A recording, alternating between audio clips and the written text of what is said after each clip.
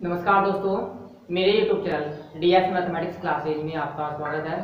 आज का जो लेक्चर है वो बीएससी पार्ट थर्ड मैथमेटिक्स के स्टूडेंट्स के लिए है, जिसमें हम पेपर सेकंड कॉम्प्लेक्स एनालिसिस की बात करेंगे। और ये जो लेक्चर है ये इस चैप्टर नंबर फर्स्ट का 13 लेक्चर है। इस लेक्चर के अंदर हम कॉम्प्लेक्स नंबर्स की कुछ जो प्रॉपर्टीज शेष रह गई थी उनकी बात करेंगे, और साथ ही साथ जो लास्ट लेक्चर नंबर 12 के अंदर जो आपको लिखाया था कि इकाई के एन मोलों की जो प्रॉपर्टीज लिखाई थी उनमें से एक प्रॉपर्टी शेष रह गई थी, तो वो भी देख लीजिए वो कौन सी प्रॉपर्टी है। साथ साथ आपको कॉम्प्लेक्स नंबर्स की एक और प्रॉपर्टी के बारे में बताएंगे, और इस एक्सरसाइज जो भी इंपॉर्टेंट क्वेश्चन है आपके एग्जाम्स के पॉइंट ऑफ व्यू के तहत उन सबको हम इस लेक्चर के अंदर सोल्व करवाएंगे। ठीक भाई, तो देखिए आपकी जो लास्ट लेक्चर में जो आपने प्रॉपर्टी लिखी थी कि इकाई के एन मूलों का जो सेट होता है, जो एन मोल्स होते हैं वो किस किस प्रॉपर्टी का पालन करते हैं। ठीक है भाई, तो देखो उनमें से लास्ट जो रही थी प्रॉपर्टी वो ये थी कि इकाई के एन मूलों की पी घातों का योग, इकाई के एन मूलों की पी घातों का योग, पी घातों का योग, इकाई के एन मूलों की पी घातों का योग, पी घातों का योग जीरो या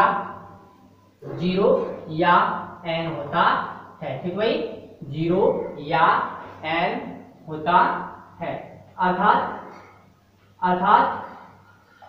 1 प्लस एल्फा की पावर पी प्लस एल्फा की पावर 2p प्लस एल्फा की power 3p plus dot dot dot plus alpha की पावर n-1 इंटू p। ठीक भाई, तो देखिए इसका मान है तो जीरो होगा या फिर इसका मान क्या होगा, n होगा। जीरो कब होगा, देखिए भाई अगर ये p n का मल्टीपल नहीं है, कहने मतलब ये p n का मल्टीपल नहीं है तब इस इक्वेशन का मान क्या होगा, जीरो होगा। और अगर p n का मल्टीप्लिकेशन है तो अल्फा की पावर p, अल्फा की पावर 2p, अल्फा की पावर 3p और अल्फा की पावर n-1 इंटू p का मान कितना होगा, 1 होगा। तो ये क्या है, ये भी 1 है, ये 1 कितने टाइम रिपीट हो रहा है, n टाइम रिपीट हो रहा है, तो इसका एडिशन सम के कितना हो जाएगा, इसका सम हो जाएगा टोटल n। ठीक भाई, तो देखिए इसका मान होगा जीरो कब, यदि p n का गुणज नहीं है। ठीक भाई, यदि p n का गुणज नहीं हो।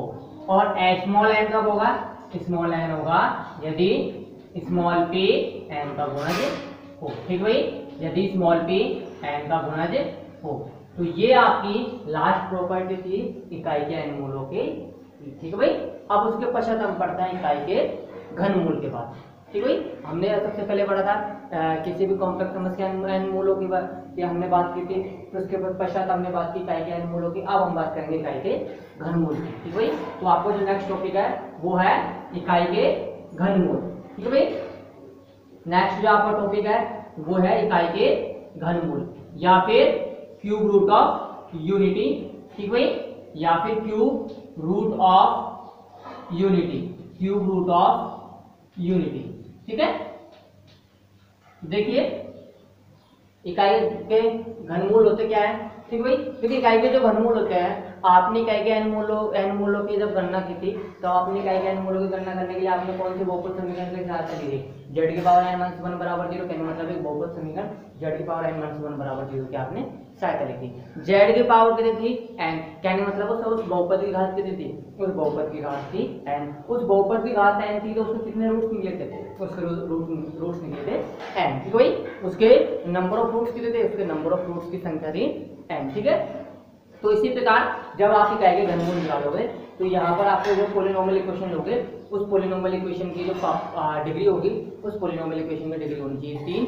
यानी मतलब उस पॉलिनोमियल इक्वेशन से कितने रूट एग्जिस्ट होनी चाहिए, 3 रूट एग्जिस्ट होनी चाहिए। ठीक है, और इकाई के जो घनमूल है वो क्या, जो इकाई के जो घनमूल होते हैं वो उस 3 घात की जो बहुपद समीकरण होगी उसके ही मूल होंगे। ठीक है भाई, इकाई के घनमूल कौन होंगे, इकाई के घनमूल उस बहुपद समीकरण के ही मूल होंगे। ठीक है भाई, जिसकी घात कितनी है, जिसकी घात है 3। ठीक है, तो देखिए इकाई के जो घनमूल है वो आपके उस बहुपद समीकरण के क्या होते हैं, हलों का समुच्चय होता है। कहने मतलब इकाई के जो घनमूल होते हैं वो आपके उस बहुपद समीकरण का क्या होते हैं, हलों का समुच्चय होता है। ठीक है, देखिए इकाई के घनमूल इकाई के घनमूल इकाई के घनमूल बहुपद समीकरण इकाई के घनमूल बहुपद समीकरण z³ -1 बराबर 0 का हल समुच्चय होता है। ठीक भाई,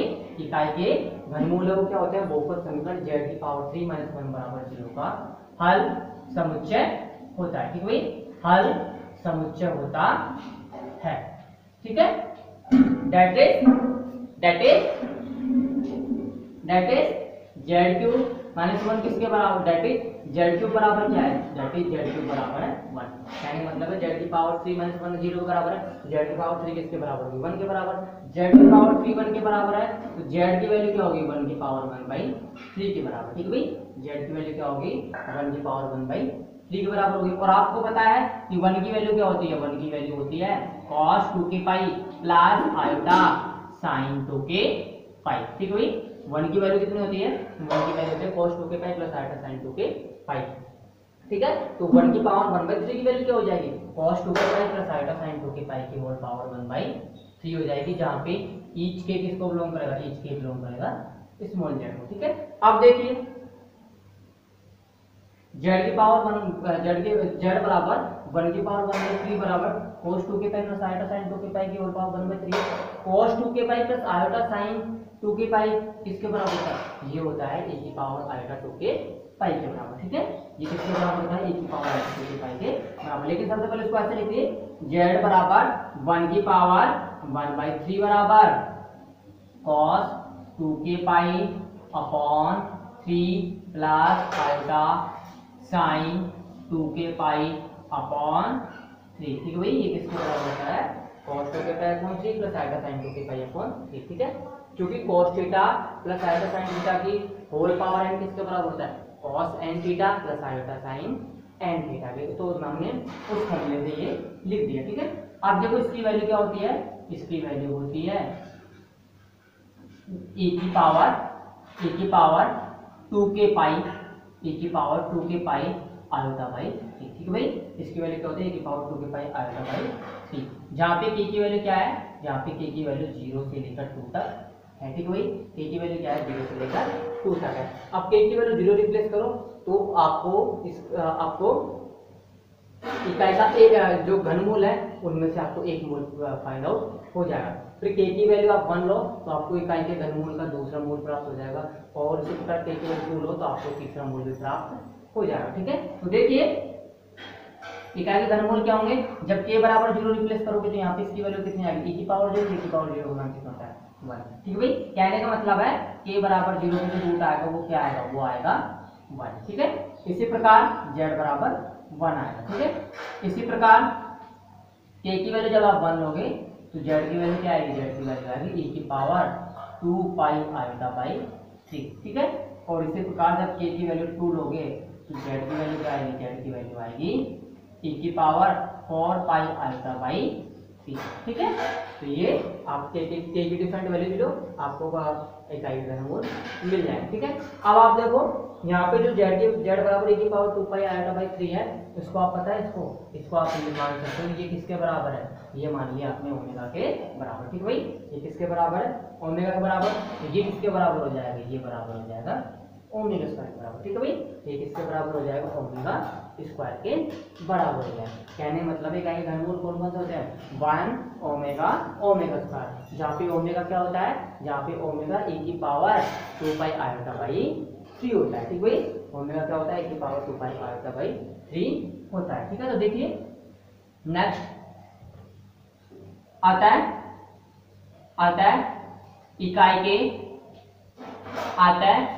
इकाई के घनमूल, आता है इकाई के घनमूल 1 e की power 2 pi iota by 3 comma e की पावर 4 पाई आयोटा बाई 3 होते हैं। अर्थात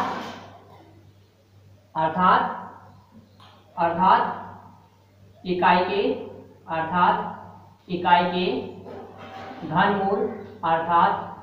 के घनमूल 1 ओमेगा स्क्वायर होते हैं। ठीक भाई, इकाई के घनमूल कौन कौन से होते हैं? 1 ओमेगा स्क्वायर होते हैं। जहां पर ओमेगा क्या होता है, जहां ओमेगा बराबर क्या होता है, ओमेगा बराबर होता है e की पावर 2 पाई आयोटा बाई 3। ठीक है भाई, ओमेगा बराबर क्या होता है, e की पावर 2 पाई आयोटा बाई 3 होता है। ठीक है, तो ये आपके इकाई के एन मूल इकाई के घनमूलों की बात होगी, मतलब क्यूब रूट ऑफ यूनिटी की बात होगी। अब इसके पश्चात हम बात करेंगे इसके प्रॉपर्टीज की। ठीक है, तो देखिए इसके कौन कौन से गुणधर्म है वो भी देख लीजिए। ठीक है, तो देखो भाई इसके गुणधर्म देखिए, आपको मैंने बताया था कि किसी भी कॉम्प्लेक्स नंबर के n रूटों का, किसी भी कॉम्प्लेक्स नंबर के n रूटों का गुणनफल कितना हो, सॉरी n रूटों का योग कितना होता है, n रूटों का योग होता है 0। तो इसी प्रकार इकाई के घनमूलों का योग कितना होता है, इकाई के घनमूलों का योग होता है 0। That means 1 plus omega square की वैल्यू किसके बराबर होती है, ये बराबर होती है किसके, 0 के बराबर। ठीक है, तो इसकी प्रॉपर्टी नंबर फर्स्ट है, इकाई के घन मूलों का योग शून्य होता है, इकाई के घन मूलों का योग शून्य होता है, इकाई के घन मूलों का योग शून्य होता है। That is 1 plus omega square बराबर 0। ठीक है, सेकंड मैंने लिखाया था आपको कि इससे पहले वाले जो टॉपिक था आपका इकाई के एन मूलों में, उसमें मैंने बताया था कि इकाई के एन मूलों का गुणनफल कितना होता है, -1 की पावर n - 1। ठीक है भाई, -1 की पावर n - 1 होता है। तो यहाँ पे इकाई के घनमूलों का गुणनफल कितना होगा, ये होगा -1 की पावर 3 - 1, कहने का मतलब -1 का होल स्क्वायर। दैट मींस इसकी वैल्यू कितनी होगी, इसकी वैल्यू होगी 1 होगी। ठीक है भाई, तो आप लिख सकते हो आपकी सेकंड प्रॉपर्टी कि 1 × ओमेगा स्क्वायर किसके बराबर होता है, ये होता है 1 के बराबर। दैट मींस ओमेगा क्यूब किसके बराबर होता है, 1 के बराबर होता है। ठीक है, फिर उसके पश्चात देखो थर्ड,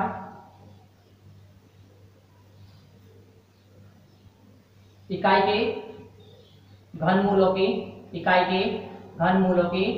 p घातों का योग, इकाई के घनमूलों की p घातों का योग, इकाई के घनमूलों की p घातों का योग 0 या 3 होता है। ठीक भाई, इकाई के घनमूलों की p घातों का योग 0 या 3 होता है। अर्थात वही इक्वेशन लिखनी है आपको,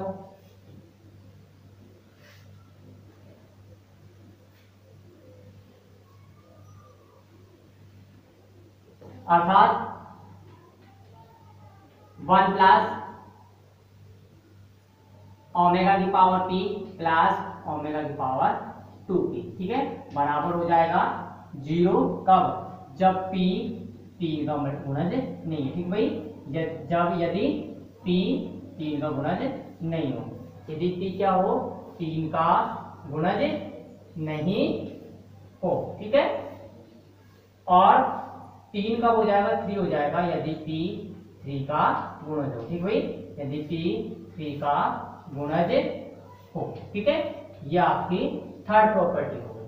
उसके पश्चात देखो फोर्थ प्रॉपर्टी आपकी, फोर्थ प्रॉपर्टी के अंदर क्या है कि आपको कोई भी कॉम्प्लेक्स नंबर दिया गया z बराबर x प्लस आयोटा वाई। ठीक भाई, z बराबर x प्लस आयोटा वाई दी गई है, जहाँ पे x और y क्या है, रियल नंबर्स है, जहाँ पे x और y क्या है, रियल नंबर्स है। अगर इन x और y का रेशो, अगर इन x और y का रेशो 1:1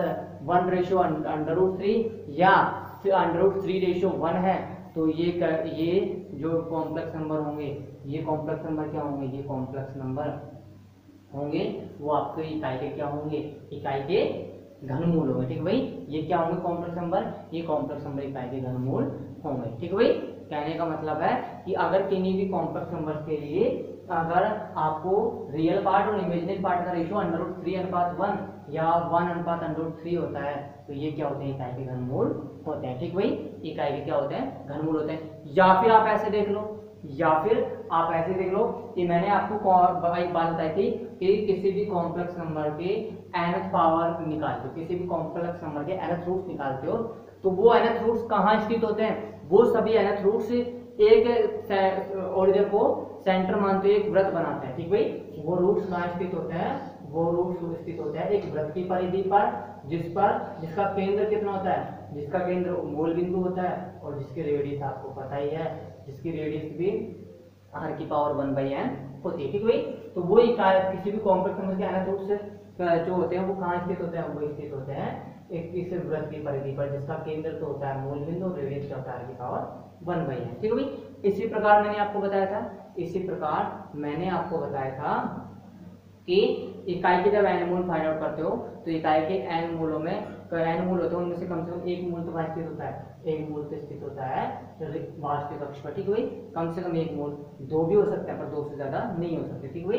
कम से कम एक मूल वास्तविक अक्ष पर स्थित होगा, और ये जितने भी n मूल हैं ये सब के सब कहाँ स्थित होंगे, ये सब के सब स्थित होंगे कहाँ पर, एक वृत्त की परिधि पर स्थित होंगे, जिसका सेंटर होगा मूल बिंदु और इसकी रेडियस कितनी होगी, जिसकी रेडियस होगी 1, ठीक है। इसी प्रकार इकाई के जो n मूल होते हैं वो इकाई के n मूल कहाँ स्थित होते हैं, एक वृत्त की परिधि पर स्थित होते हैं, जिसका सेंटर तो होता है ओरिजिन और इसकी रेडियस होती है 1, और साथ के साथ जब इन पॉइंट्स को जब मिलाया जाता है तो उसके द्वारा किसका निर्माण होता है, एक समबाहु त्रिभुज का निर्माण होता है, ठीक भाई।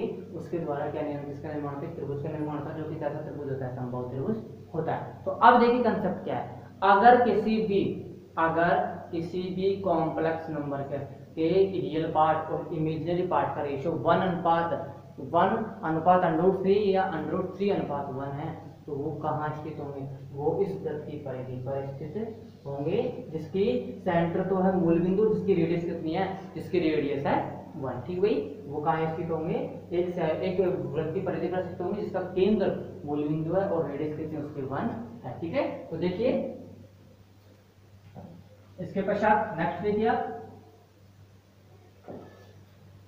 इकाई के n मूल, सॉरी इकाई के घन मूल एक वृत्त की परिधि पर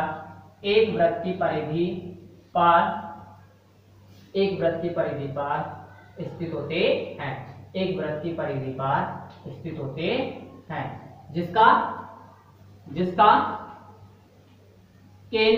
जिसका केंद्र मूल बिंदु व त्रिज्या कितनी होती है, व त्रिज्या इकाई होती है, ठीक भाई, व त्रिज्या इकाई होती है, तथा इन शीर्षों को मिलाने पर वृत्त के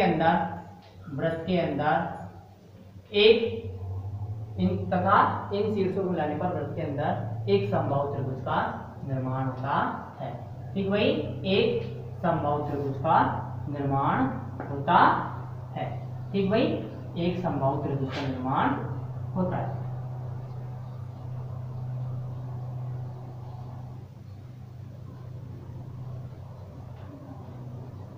ठीक है, उसके पश्चात नेक्स्ट आपकी आते प्रॉपर्टी नंबर 5, ठीक है। यदि किसी सम्मिश्र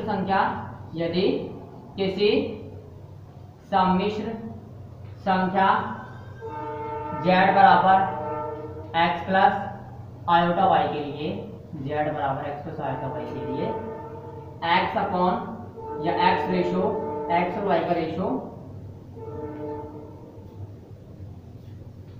x और y का रेशो 1:√3 या √3:1 हो, √3:1 हो, तो ये संख्याएं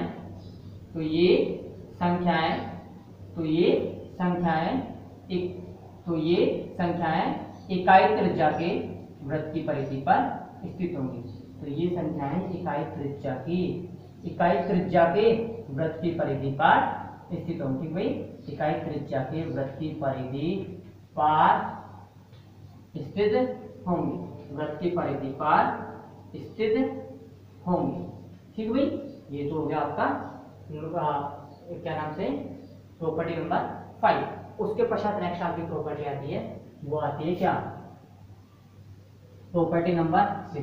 देखिए भाई, 1 के इकाई के जो घनमूल होते हैं वो क्या होता है, 1 ओमेगा स्क्वायर। अगर मैं आपसे मैं आपसे ये कहूँ कि -1 के घनमूल निकालिए, तो -1 के घनमूल क्या होते हैं, -1 के घनमूल होते हैं -1 -ओमेगा और -ओमेगा स्क्वायर, ठीक है भाई।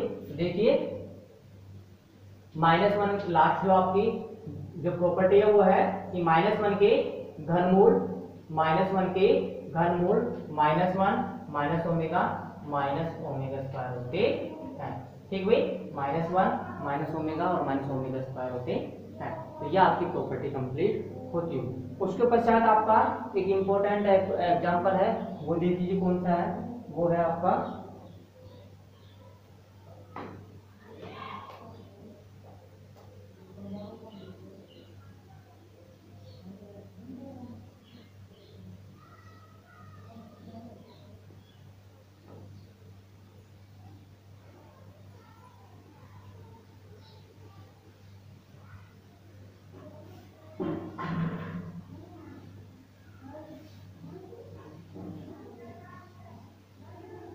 उसके पश्चात आपका इंपॉर्टेंट एग्जांपल है एग्जांपल नंबर 1.5.1। ठीक भाई, यह आपका बुक का इंपॉर्टेंट एग्जांपल है, जिसके अंदर आपको सिद्ध करना है कि सिद्ध कीजिए कि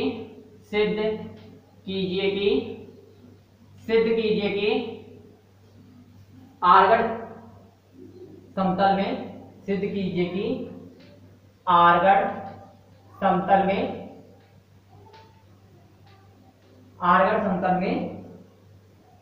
बिंदुओं Z1, Z2, Z3 शीर्ष वाले त्रिभुज का क्षेत्रफल, Z3 शीर्ष वाले त्रिभुज का क्षेत्रफल, शीर्ष वाले त्रिभुज का क्षेत्रफल, शीर्ष वाले त्रिभुज का क्षेत्रफल, शीर्ष वाले त्रिभुज का क्षेत्रफल summation Z2 minus Z3 into mod Z1 का होल स्क्वायर बटा 4 आयोटा Z1 बटा 4 आयोटा Z1 होता है। ठीक है, 4 आयोटा Z1 होता है। ये आपको सिद्ध करना है, और साथ साथ आपको सिद्ध करना है, और ये भी सिद्ध करना है कि प्रदर्शित कीजिए कि आपको सिद्ध करना है कि प्रदर्शित कीजिए कि त्रिभुज समबाहु होगा यदि Z1 square plus Z2 square plus Z3 square बराबर Z1 Z2 plus Z2 Z3 plus Z3 Z1। ठीक भाई, आपको सिद्ध करना है कि त्रिभुज समबाहु त्रिभुज होगा यदि Z1 square plus Z2 square plus Z3 square बराबर Z1 Z2 plus Z2 Z3 plus Z3 Z1। ठीक है, तो देखिए ये आपको सिद्ध करना है। अब देखो यहाँ पे सबसे पहले आपको इस एग्जांपल के अंदर क्या क्या इन्फॉर्मेशन दी गई वो देखिए। आपको आर्गन समतल के अंदर 3 कॉम्प्लेक्स नंबर दिए गए हैं Z1 Z2 और Z3। ठीक है, इन जो आपको 3 कॉम्प्लेक्स नंबर दिए गए हैं, तो इन कॉम्प्लेक्स नंबर के सापेक्ष आपको आर्गन समतल में कोई ना कोई बिंदु मिलेंगे जो कि क्या है, जो कि एक त्रिभुज के क्या है, शीर्ष है। ठीक भाई, ये तीनों कॉम्प्लेक्स नंबर है, ये क्या है, ये किसी त्रिभुज के शीर्ष है। तो आपसे ये कहा गया है कि सिद्ध कीजिए कि इन तीनों शीर्षों से बनने वाले त्रिभुज का क्षेत्रफल क्या होगा, summation Z2 minus Z3 into mod Z1 का होल स्क्वायर बटा 4 आएगा Z1 होता है। ठीक भाई, ये आपको सिद्ध करना है, और आपको ये भी सिद्ध करना है कि ये त्रिभुज समबाहु त्रिभुज होगा यदि Z1 square plus Z2 square plus Z3 square बराबर Z1 Z2 plus Z2 Z3 plus Z3 Z1। ठीक है, ये आपको सिद्ध करना है। तो देखिए आपको क्या क्या इंफॉर्मेशन दी गई है वो देखिए। ठीक है, सबसे पहले जो भी इंफॉर्मेशन दी गई है वो लिखिए। आपको दिया गया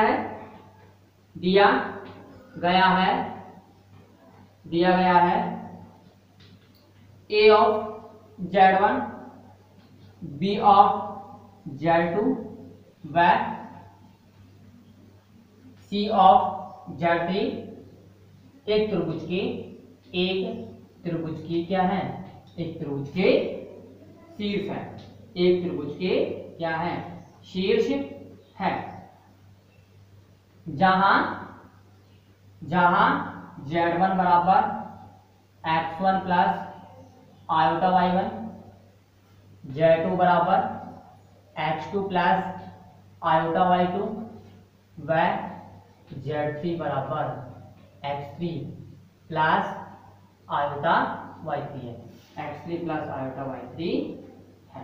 ठीक भाई, आपको जहां z1 बराबर x1 plus iota y1, z2 बराबर x2 प्लस आयोटा y2 और z3 बराबर x3 प्लस आयोटा y3 है। ठीक है भाई, ये आपको कॉम्प्लेक्स नंबर दे गए हैं। ठीक भाई, ये जो सीरीज है इनके सापेक्ष का देगा आपको कॉम्प्लेक्स नंबर दे गए हैं। ठीक है, अब देखिए यहाँ पे आप क्या कह सकते हो, जब एक बिंदु या शीर्ष ए के रेस्पेक्ट में आपको कॉम्प्लेक्स नंबर दिया गया है तो कहने मतलब है इस शीर्ष के निर्देशांक कितने होंगे, शीर्ष के निर्देशांक होंगे x1 y1, शीर्ष बी के निर्देशांक होंगे x2 y2 और शीर्ष बी के निर्देशांक होंगे x3 y3। तो आप कह सकते हो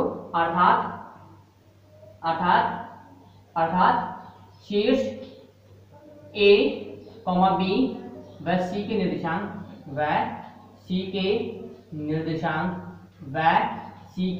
निर्देशांक कितने होंगे, ये होंगे x1, y1, x2, y2, x3, y3 होता है। ठीक है, x3, y3 होता है। ठीक, अब हमें सिद्ध करना है, अब जो सिद्ध करना वो लिखिए। अब हमें सिद्ध करना है कि इन शीर्षों से बने त्रिभुज का क्षेत्रफल, कि इन शीर्षों से बने त्रिभुज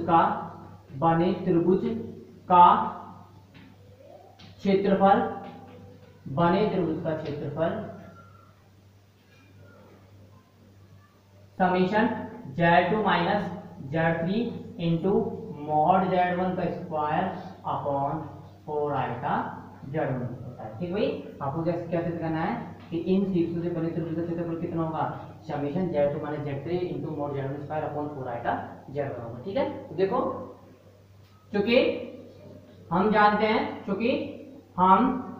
हैं कि किसी भी त्रिभुज का क्षेत्रफल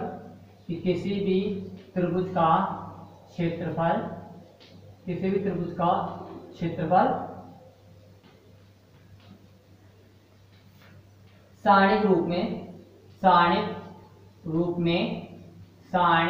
रूप में निम्न होता है। ठीक भाई, किसी भी त्रिभुज का क्षेत्रफल कितना होता है, सारणिक रूप में निम्न होता है। अर्थात डेल्टा बराबर 1/2 determinant of x1 y1 1, x2 y2 1 और x3 y3 1। ठीक भाई, आपको बताया अगर आपको कोई भी तीन बिंदु देखे तो इन तीनों बिंदु से निर्मित त्रिभुज का क्षेत्रफल सारणी के द्वारा किस प्रकार फाइंड आउट करते हैं, डेल्टा बराबर 1/2 determinant of x1 y1 1, x2 y2 1 और x3 y3 1 के द्वारा। ठीक है, अब देखिए आपको ये भी पता है कि अगर कॉम्प्लेक्स नंबर अगर सारणी के अंदर किसी भी पंक्ति या स्तंभ को अगर किसी भी नॉन जीरो संख्या से गुणा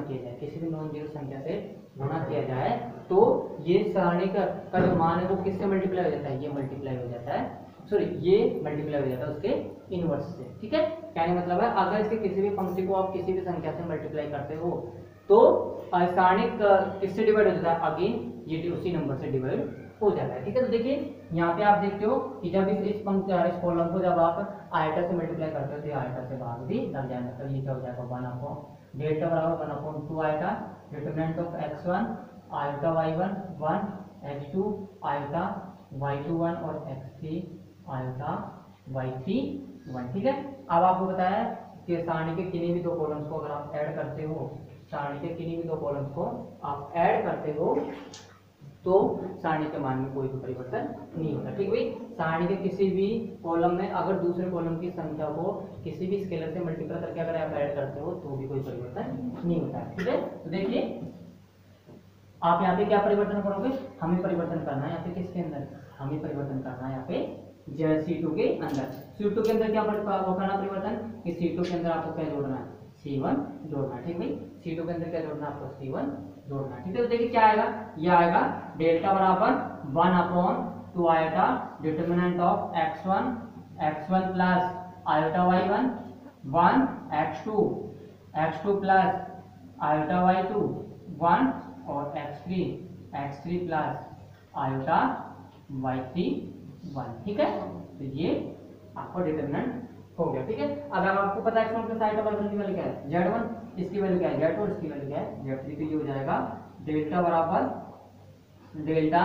बराबर 1 अपॉन 2 आएगा determinant of x1 z1 1, x2 z2 1 और x3 z3 1, ठीक भाई।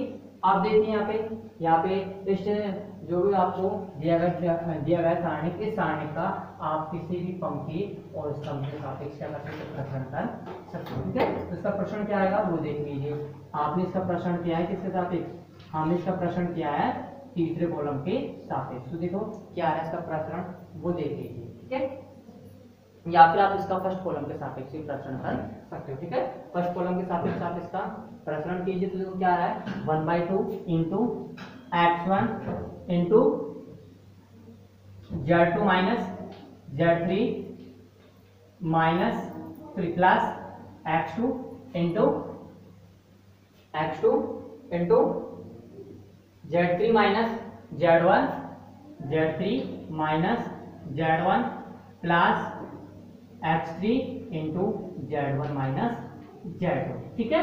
तो ये क्या आ गया सारणिक का मान आ गया। अब देखिए आप यहाँ पे हम इस जो भी आपका त्रिभुज का क्षेत्रफल है हम इसको इस प्रकार से लिख सकते हैं कि डेल्टा बराबर 1/2 पाई iota summation x1 z2 minus z3, ठीक भाई। समीशन x2 तो summation x1 into z2 minus z3। अब x1 को मैं क्या लिख सकता हूँ, x1 क्या है, x1 z1 का रियल पार्ट है, तो मैं इसको क्या लिख सकता हूँ कि 2 रियल पार्ट ऑफ z किसके बराबर होता है, ये होता है z प्लस z बार के बराबर। तो मैं यहाँ पे इस x1 की वैल्यू क्या लिख सकता हूँ, x1 की वैल्यू लिख सकता हूँ z1 प्लस z1 का कंजुगेट बटा 2, ठीक भाई। इस x1 की वैल्यू में क्या रिप्लेस कर सकता हूँ, ये z1 प्लस z1 बार बटा 2 लिख सकता हूँ, ठीक है। तो देखो क्या आ रहा है यहाँ पे आ रहा है डेल्टा बराबर 1/2 आएगा summation z1 plus z1 bar by 2 into z2 minus z3, ठीक है।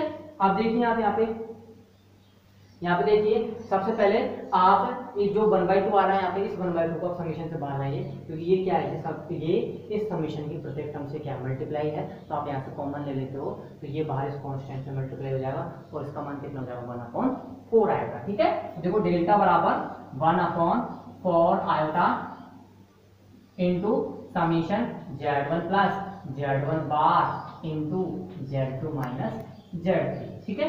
अब देखिए आप यहाँ पे z1 को मल्टीप्लाई कीजिए z2 माइनस z3 से, z1 बार को मल्टीप्लाई कीजिए z2 माइनस z3 से, तो यहाँ पे समीशन कितने भागों में डिवाइड हो जाएगा, समीशन डिवाइड हो जाएगा यहाँ पे 2 पार्ट्स में, ठीक है। तो क्या हो जाएगा, ये हो जाएगा डेल्टा बराबर 1/4 आएगा into summation z1 into z2 minus z3 plus summation into z1 bar into z2 minus z3, ठीक है। अब आप देखते हो इस समीशन को जब ओपन करते हो तो क्या आता है, ये आता है इस वाले समीशन को ओपन करते हो तो z1 into z2 minus z3 plus z2 into z3 minus z1 plus z3 into z1 minus z2, ठीक भाई। ये वाले नंबर तो एज इट इज जाएंगे, इनमें तो कोई चेंजेस नहीं होगा, ठीक है, इनमें तो कोई चेंजेस नहीं होगा। x1 की जगह यहाँ पे किसने ले ली, z1 ने ले ली, यहाँ पे x2 की जगह कौन आएगा z2 और x3 की जगह कौन आएगा z3, ठीक है। देखो z1 z2 पॉजिटिव है और इधर देखो z1 z2 क्या है नेगेटिव, दैट मींस कैंसिल हो गया। तो z1 z3 इधर नेगेटिव है जबकि z1 z3 इधर पॉजिटिव है, फिर क्या बच गया, फिर इधर बच गया z2 z3 पॉजिटिव है जबकि इधर z2 z3 नेगेटिव, मतलब इसकी वैल्यू टोटल क्या हो जाएगी, इसकी वैल्यू हो जाएगी 0, मतलब ये समीशन यहाँ से हट जाएगा। देखो इसकी वैल्यू तो 0 आ गई, तो सिर्फ क्या शेष बचा, ये बचा टोटल आपके पास क्या, डेल्टा बराबर 1/4 आएगा summation z1 bar into z2 minus z3, ठीक है। अब देखिए ये जो समीशन है इस समीशन में मैं ऐसे करता हूँ, यहाँ पे z1 बार है जो टर्म है यहाँ पे z1 बार, इस z1 बार को मैं क्या करता हूँ अंश व्यवहार में z1 से मल्टीप्लाई कर देता हूँ, ठीक भाई। इसको मैंने मल्टीप्लाई करते हैं z1 से, क्यों किया, क्योंकि हम इसका जो एरिया चाहिए, इसका जो एरिया चाहिए वो क्या है z2 minus summation z2 minus z3 into mod z1 को स्क्वायर अपॉन 4 आएगा z1, जबकि यहाँ पे सब कुछ है 1/4 आएगा है, समीशन है z2 माइनस z3, सिर्फ यहाँ पे क्या है मॉड z1 स्क्वायर आना चाहिए, ठीक है। तो जबकि इसको करना क्या पड़ेगा, मोड Z1 स्क्वायर लाने के लिए Z1 से मल्टीप्लाई करो, Z1 से भाग दो, तो ये आ जाएगा डेल्टा बराबर 1/4 आएगा summation Z1 into Z1 bar into Z2 minus Z3 बटा Z1। तो ये Z1 इंटू Z1 बार तो मोड Z1 हो गया, और 1/4 आएगा समीशन के अंदर ले लो तो ये हो जाएगा 1/4 आएगा Z1, ठीक भाई। ये क्या हो जाएगा 1/4 आएगा Z1 हो जाएगा, ठीक है। देखिए क्या आएगा, ये हो जाएगा डेल्टा बराबर समीशन मॉड Z1 का whole square into Z2 minus Z3 upon 4 आएगा Z1, ठीक है। तो ये क्या आ गया, इस त्रिभुज का क्षेत्रफल आ गया। अब हमें सिद्ध करना है कि ये त्रिभुज समबाहु त्रिभुज होगा यदि Z1 square plus Z2 square plus Z3 का होल स्क्वायर किसके बराबर हो, Z1 Z2 plus Z2 Z3 plus Z3 Z1 के बराबर, ठीक है। तो ये आपका जो है क्वेश्चन वो एक पार्ट तो कंप्लीट हो चुका है, जो बाकी का जो नेक्स्ट पार्ट है वो हम आपको नेक्स्ट लेक्चर के अंदर कराएंगे। आज का जो लेक्चर है वो यहीं पे कंप्लीट होता होगा। धन्यवाद।